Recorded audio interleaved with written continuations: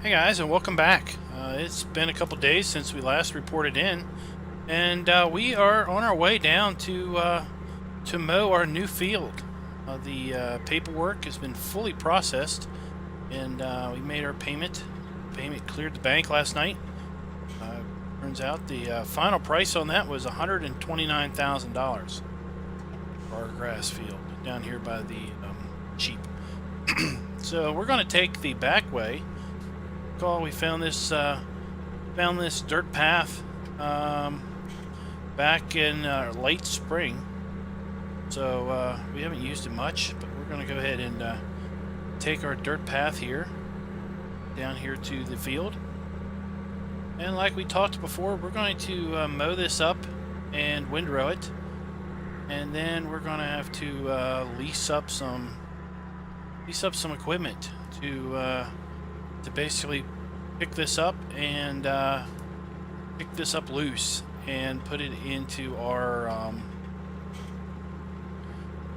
fermentation silos. And I believe the entrance into this field was this way.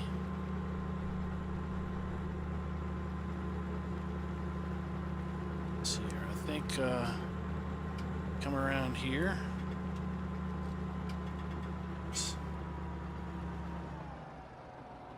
That last time, I think. Hired some help to come on in here with us. All right.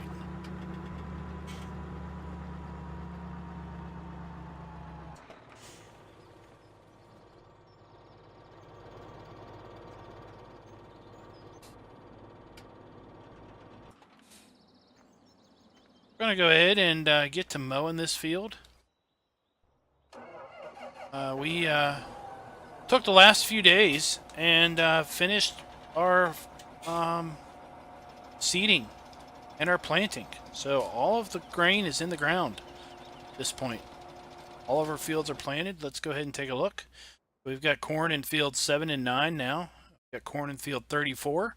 And we now have soybeans in field 28. So that was pretty much everything. Remember, we have grass in field 15, and here's our new field down here, which is grass. Everything is growing.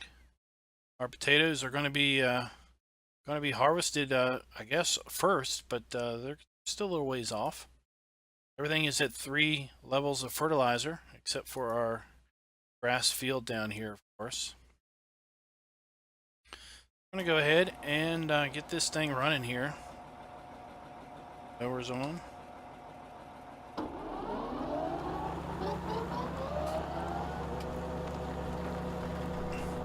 going to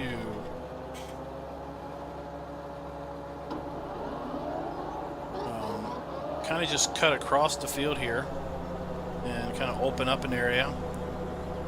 Doesn't really matter how we mow it because we're going to put it in a windrow. We're going to use our big old Swadro rake to windrow it. I've got the forecast up because I wanted to show the forecast. This is kind of the perfect day to be making hay, if you will, or doing grass work, because we've got 3 days of rain scheduled to close out our early summer. And look at that darn ground temperature. It is still 48 degrees. It has not budged since late spring. It is 6 a.m. and it's already 46 degrees out. So it's still cool in the mornings. And, you know, it gets up, like yesterday, it was in the mid 60s. I was hoping that that temperature would basically kickstart the ground temp and get it to bump up to 50, but no, it is still down there at 48 degrees. Got a forecasted high tomorrow of 74. That should do a good job of getting the ground temp up, I would hope. But then again, there's rain scheduled, so you know, rain would cool the ground back off. So, like I said, it's just an endless battle. This is even more vindication that we planted the grain when we needed to plant it, because it took us 3 days to plant those 4 fields. If we start them, if we did not plant them, today would be basically the point of no return. We would have to plant them today, tomorrow, and the next day if we had any chance at getting them done before the end of planting season. So it's a good thing that we did get them in ground when we did, and just hope. I mean, all we can do is sit here and hope and pray that we see 50-degree ground temps before Friday. So I'm really concerned that once Friday comes, if we don't see 50-degree ground temps, we're going to lose our crops in those fields. But like I said, we don't take risks. We're never going to reap any rewards. We can just sit back and say, well, you know, weren't sure if we were going to get 50 degrees, so we didn't risk anything, and we didn't gain any fields. Because what if Thursday we get 50 degrees, and we'd have been in a position of, well, what crops do we plant? What field do we plant? Field 34. It was 34, right? Yeah, field 34 and 28 took a day each to do. Field 7 and 9 we got done in one day. So it's pretty much, you know, what fields, what do we plant if we come down to that scenario. I also was talking with the animal dealer down at the docks, and they are very close to getting our shipment in. They're worried because it seems that the flood of cows into the docks has really dropped demand, and they're having to drop prices.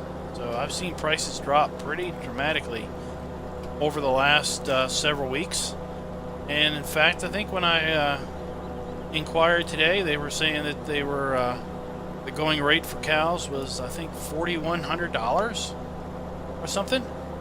So it's getting about time to buy and everything. So I'm going to hold off just a wee bit longer. I think we can get them for a little better price. We're down to we're under $1 million now. So I really need to be penny pinching, because we've got a long summer ahead of us before we're going to start seeing our crops come in. And to some degree, a lot of those crops are destined for our animals. We're looking to get a fair number of cows, so we're going to need a lot of that grass field. We're going to need to buy in a fair amount of straw until our grain crops come in. We're going to need to possibly buy some silage, depending on how quick this stuff ferments in those fermentation silos. I don't know, but we might be in a position where we actually need to buy silage, and that's going to really hurt us financially if we have to do that.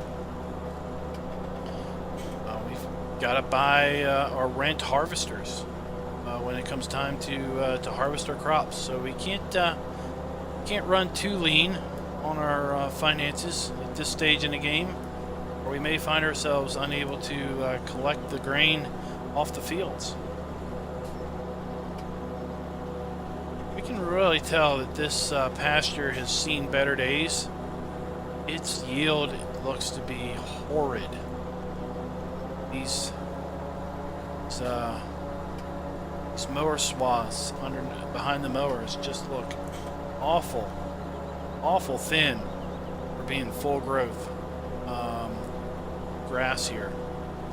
It's pretty clear that no one has tended to this field for quite some time, but we're going to fix that. Definitely going to get this back to its maximum output, that's for sure.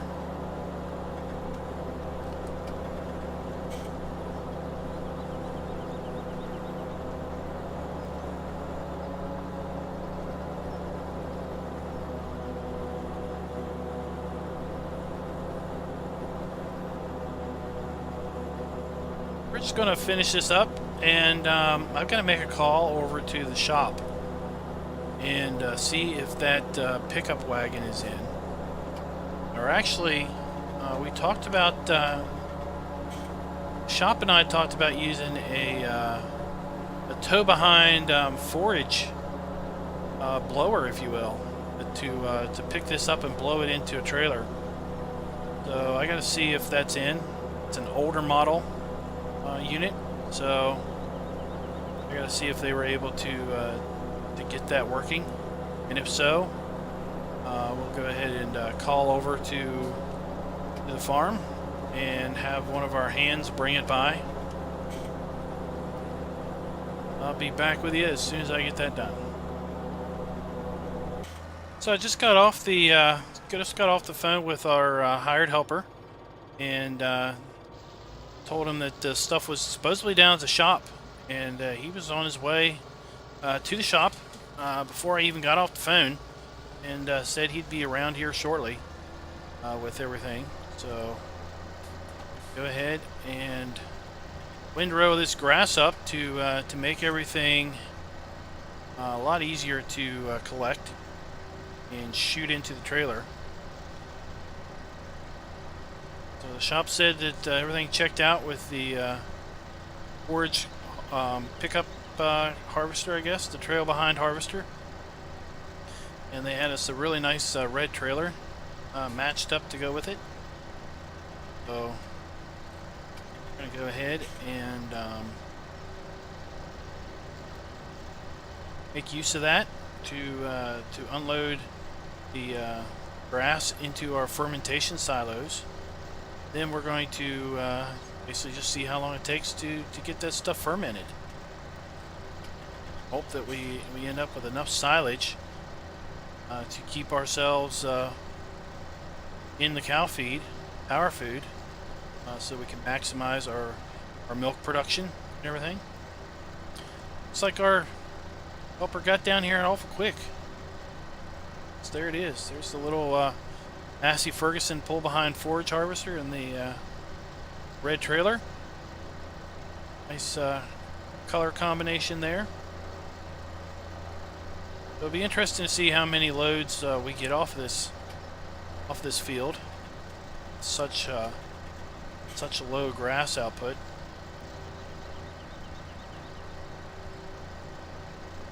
Might as well just make some circles around here.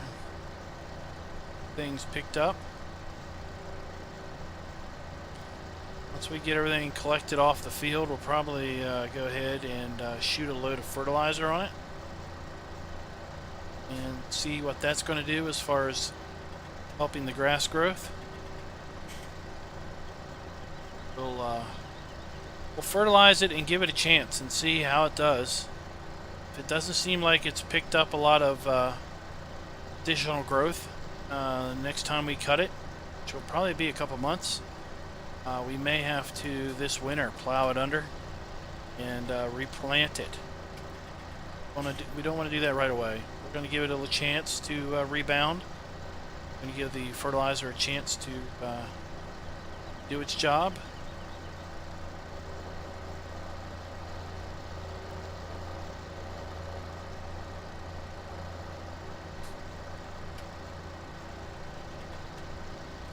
I don't think I've asked you guys recently, how are you all liking the series? Are things progressing too slow for you?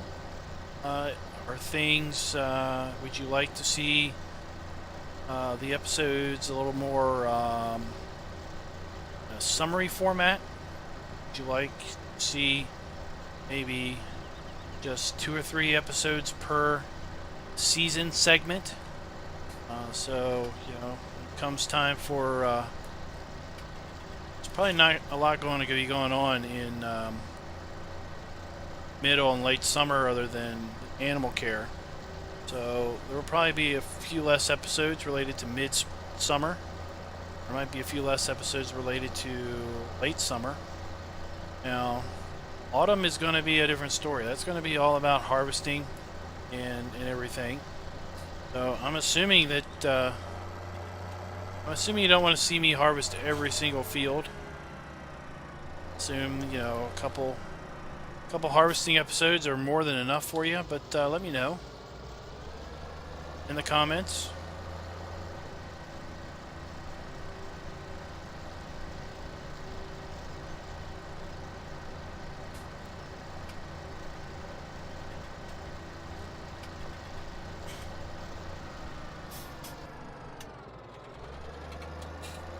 Almost got all of this windrowed.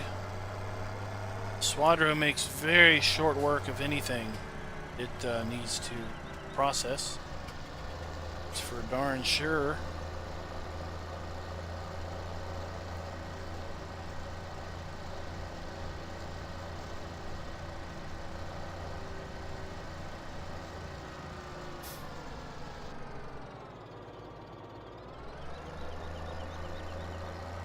Hold this up, park it out of the way, and let's see about getting our grass picked up and see how many loads we get out of this thing.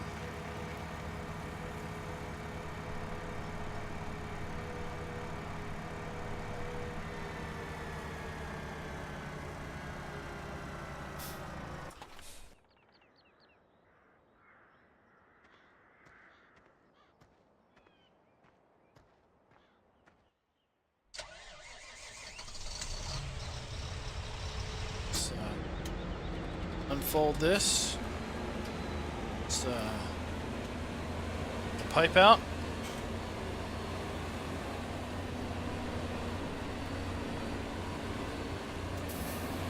And let's get over here where we started our windrower. Drop our pickup. Let's turn her on. And let's get to shooting. Come you're not shooting.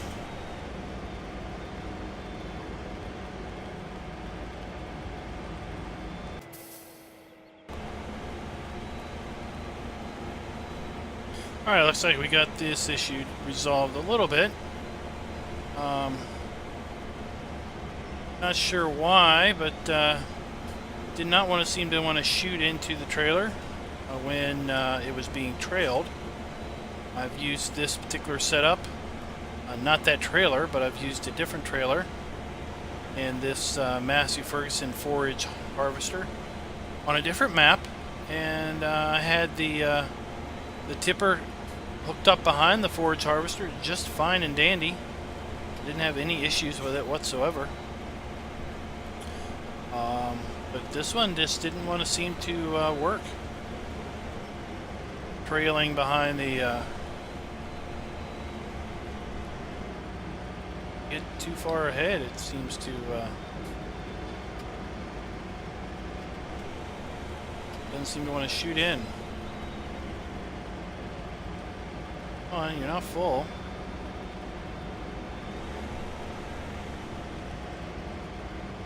Losing valuable grass here.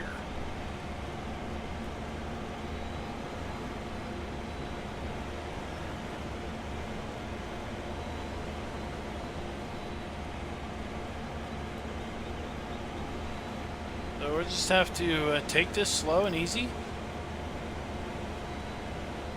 Almost made one pass and we are basically at the full point. So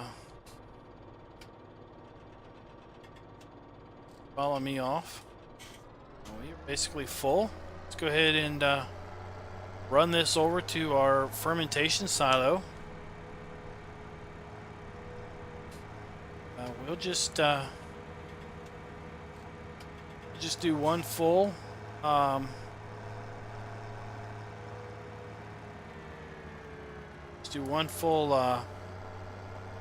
pass of this, meaning that we have filled this trailer full. Take this trailer and dump it into the fermentation silo. Come back, and at that point we're going to maybe do a little bit of a time lapse and see how we get on, and then I'll come back at the end and we'll see how much grass we actually were able to collect up off this field. The reason we're doing it this way is, like I said, I used this setup before, different trailer. At any rate, the field that I used this on, I got an insane amount of loose grass out of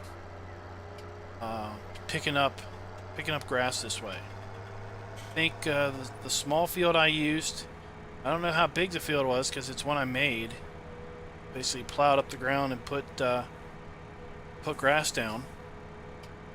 It was I got 200 and some thousand liters of grass, basically off of that field. And later I baled that field up for silage bales, and I got maybe 200 and some thousand liters divided by 4,000 is a fair amount of bales.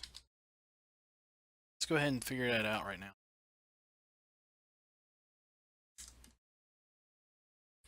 That's 50 bales if we just had 200,000. I know we had a little more than that because I put it in a silage pit. So we got, that would have been the equivalent of 50 silage bales. And when I let the field get to full growth again, full fertilization, full grass growth, I only got like 20 some bales of silage off of that field.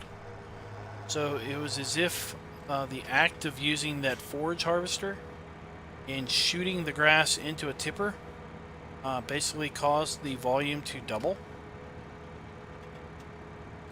So the logic behind me doing it this way is that possibly running it through that forage harvester somehow manages to increase the actual yield of the grass field.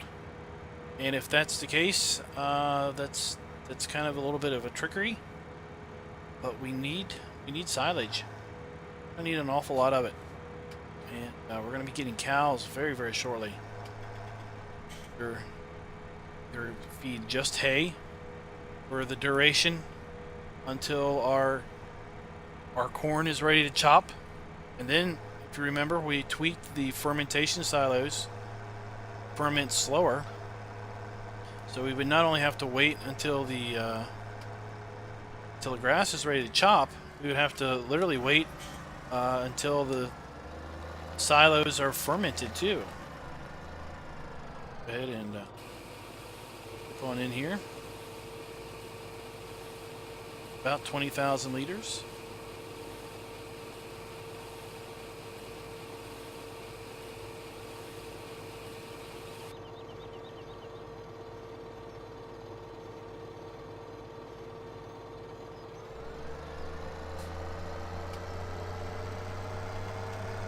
That's why I want to keep track of how many liters we dump in here.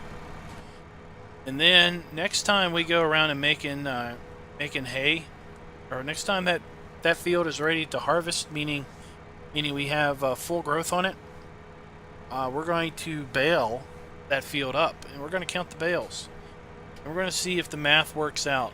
Because right now we know that the field is unfertilized. It's technically not plowed. Look at the field now. May show that it's been partially plowed. See, the act of mowing it for the first time takes the plow state away, need plowing away, and now it has the first stage of fertilizing.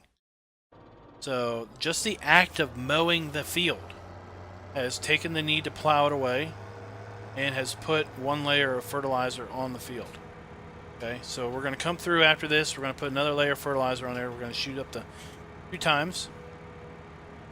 We're going to try to get it up to 3 times if we can catch it before it gets to a growth state that says ready to harvest. And then we're going to wait for full growth. And once we have full growth, we're going to mow it and bale it. And we're going to count the bales. Multiply those by 4,000. Figure out how many liters of loose material that field basically had, and we're going to see if it comes close to the amount of loose material we're putting in the fermentation silo. A little bit of a test. See, was that one thing that I did kind of a fluke on that map, or does this forage harvester, the tow behind forage harvester, really increase the volume of your field's grass? If that's the case, then you could use that implement in spring where your grass is at full growth and mow and shoot into a tipper, and basically have a lot more growth A lot more grass than the growth should have provided in spring. I'm going to go ahead and kick it into full gear. We'll be back when we're done.